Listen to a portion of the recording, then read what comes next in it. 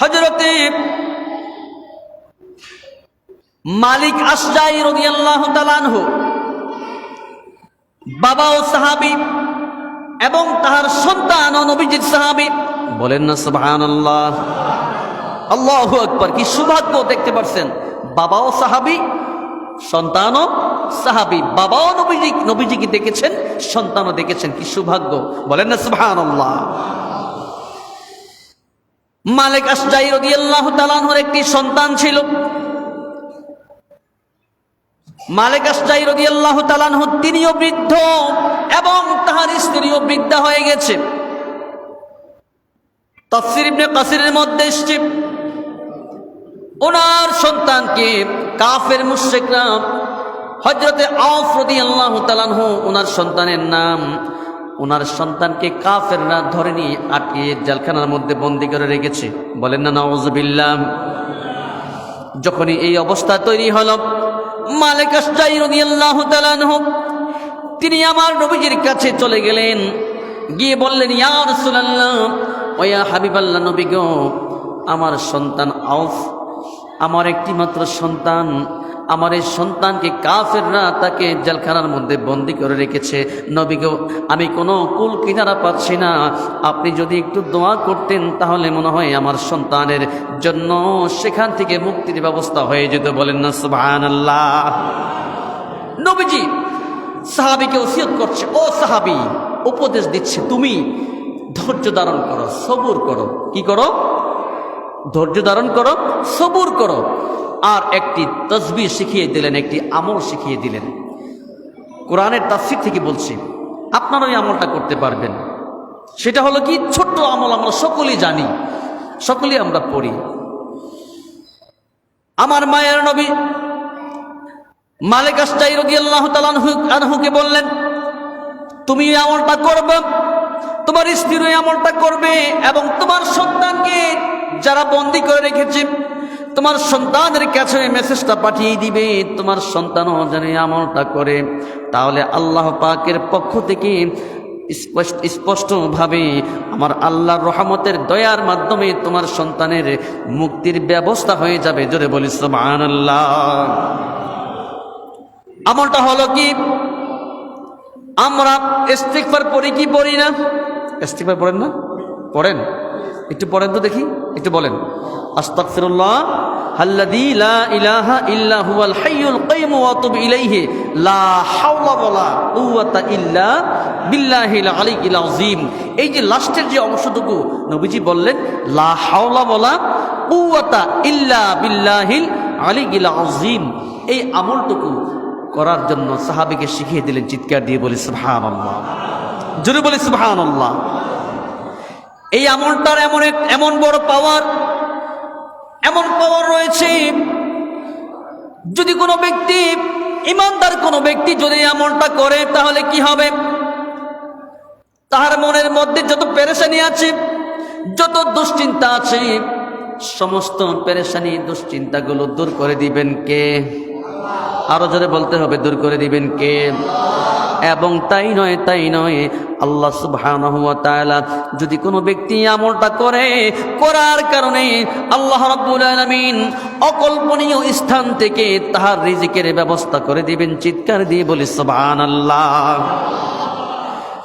যখন এই সাহাবীকে আমলটা শিক্ষা দিলেন, মালিক আশজাঈ রাদিয়াল্লাহু তাআলা আনহু তিনি পড়তে পড়তে বাড়ির দিকে ফিরে গেলেন। স্ত্রীর নিকট গিয়ে বললেন, ও বেবি, মদিনার মায়ার নবী আমাকে সুন্দর একটি আমল শিক্ষা দিয়েছে, এই আমলটি তুমিও পড়ো, আমিও পড়ি, এবং আমার সন্তানকেও পড়ার জন্য নির্দেশ দেওয়া হয়েছে, তাহার কাছে মেসেজ পাঠাতে হবে। দেখা গেল বাবা এবং মা মিলে এই আমলটা শুরু করলো, লা হাওলা ওয়ালা কুওয়াতা ইল্লা বিল্লাহিল আলিয়্যিল আযীম। পড়েন, লা হাওলা ওয়ালা কুওয়াতা ইল্লা বিল্লাহিল আলিয়্যিল আযীম। যখন এই আমলটা পড়া শুরু করলাম, কয়েকদিন দেখা গেল সকাল নাই, সন্ধ্যা নাই, সর্ব অবস্থায় শুধু ফরজ ইবাদত বাদ দিয়ে যখনই সময় পায় তখনই শুধু এই আমল করে। এই আমল পড়তে পড়তে দেখা গেল কয়েকদিন পরে তাহার সন্তান তাহার ঘরের দরজার নিকটে সে করা নাচছে। জোরে বলি সুবহানাল্লাহ, বলেন না সুবহানাল্লাহ। সন্তান কোথায়? কাফেরদের জেলখানায় বন্দী।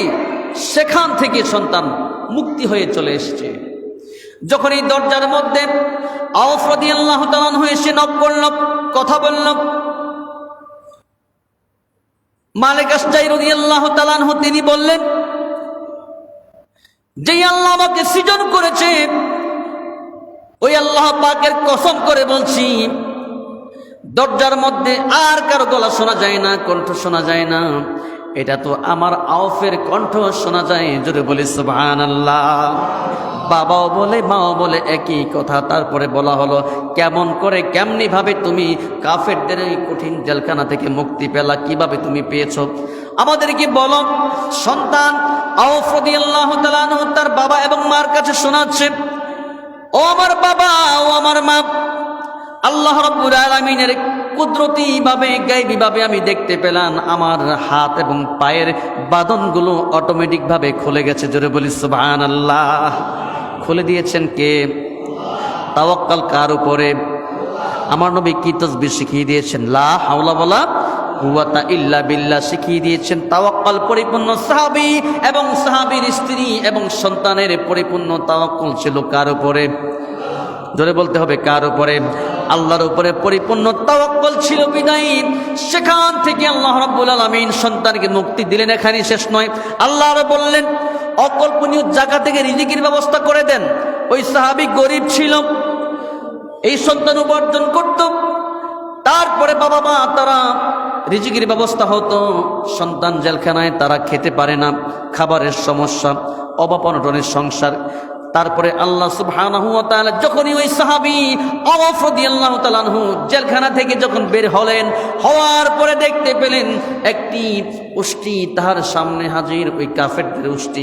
উষ্টির মধ্যে সাওয়ারি হলো।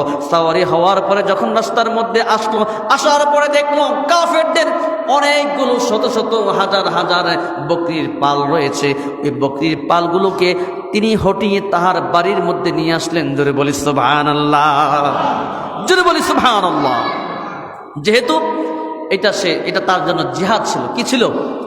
জিহাদ ছিল। তাকে বন্দী করেছে, আল্লাহ তাকে সেই বন্দিত্ব থেকে মুক্ত দিয়েছে। এবং ওই কাফেরদের যে বকরিগুলো ছিল, মরুভূমির মধ্যে পাল ছিল, সেই পালগুলো সে হটিয়ে তাহার বাড়ির মধ্যে নিয়ে এসছে। হযরতে মালিক আশজাই রাদিয়াল্লাহু তাআলা আনহু তিনি দরজা খুলে দেখলেন তাহার বাড়ির আঙিনার মধ্যে শত শত পশু দ্বারা, বকরি দ্বারা ভরপুর হয়ে গেছে। চিৎকার দিয়ে বলি সুবহানাল্লাহ। ব্যবস্থা করে দিয়েছেন কে? ব্যবস্থা করে দিয়েছেন কে? তাওয়াক্কুল কার উপরে ছিল? আল্লাহর উপরে তাওয়াক্কুল ছিল থাকার কারণে আমার আল্লাহ সুবহানাহু ওয়া তাআলা তাকে এই মহা নেয়ামত দিয়েছেন।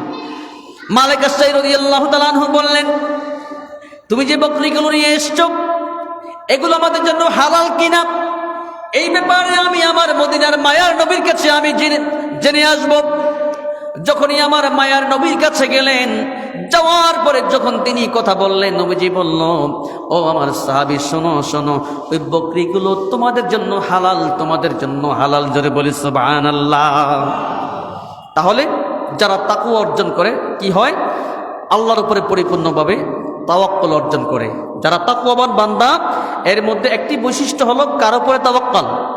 আল্লাহর উপরে। এবং যত বিপদ আসুক না কেন কার উপরে তাওয়াক্কুল? ভরসা কার উপরে? আল্লাহর উপরে ভরসা। সর্ব অবস্থায় সর্বক্ষেত্রে আল্লাহর উপরে ভরসা থাকবে। এটাই হলো মুত্তাকিনদের বৈশিষ্ট্য।